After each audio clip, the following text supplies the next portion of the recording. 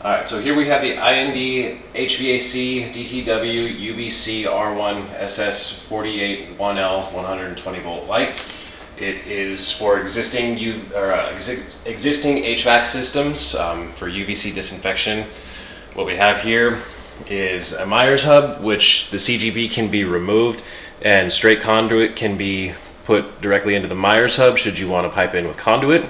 This is the flying leads version. It operates on 120 volts VAC. So what we have is an indicator light and a UVC tube. When power is applied, the UVC light is going to come on and the indicator light is going to show up. So in the application, this should be enclosed in the HVAC system, so you won't be able to see the UVC tube working. So should the UVC tube fail, what's going to happen is the indicator light is going to come off.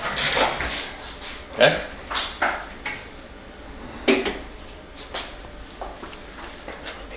Just like that.